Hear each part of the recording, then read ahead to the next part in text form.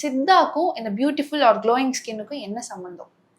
பேசிக்கா பார்த்தோம்னா glowing skin அப்படின்னா நம்ம ஆரோக்கியமா இருந்தாலே அது நார்மலா வந்துடும். ஓகே. ஸோ அப்போ ஸ்கின்ல ஒரு ப்ராப்ளம் நமக்கு தெரிய வருது அப்படின்னு சொன்னோம்னாவே இன்டர்னலாக நமக்கு பாடியில் ப்ராப்ளம் இருக்குது அப்படின்னு தெரிஞ்சுக்கலாம். இப்போ ஒரு டாக்டர்கிட்ட போனீங்கன்னாவே கண்ணு கீழிமையை நீக்கி பார்ப்பாங்க, நாக்க நீட்டுங்க, கையெல்லாம் நீட்டுங்க, ஸ்கின் மஞ்சளாக இருக்கா, ட்ரையாக இருக்கா, இதெல்லாம் பார்க்குறோம் இல்லைங்களா?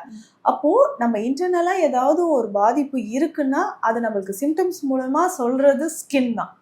அப்போ ஸ்கின்ல வந்து நமக்கு க்ளோயிங் ஸ்கின் வேணும் அப்படின்னு நிறைய ப்ராடக்ட்ஸ் வந்து நம்ம யூஸ் பண்ணுறோம். ஓகே, பட் இன்டர்னலாக நம்ம ஆர்கன்ஸை ஸ்ட்ரென்தன் பண்ணணும், ஸ்டாமினாவை இம்ப்ரூவ் பண்ணணும்.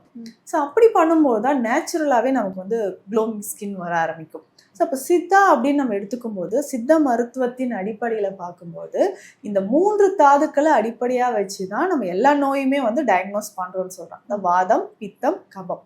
ஸோ அதே மாதிரி நம்ம சருமத்தில் ஒரு பிரச்சனை வருதுன்னா இந்த 3 தாதுக்களை அடிப்படையாக வச்சு தான் ஸ்கின்ல என்ன ப்ராப்ளம்ன்றதும் நம்ம வந்து தெரிஞ்சுக்கிறோம்.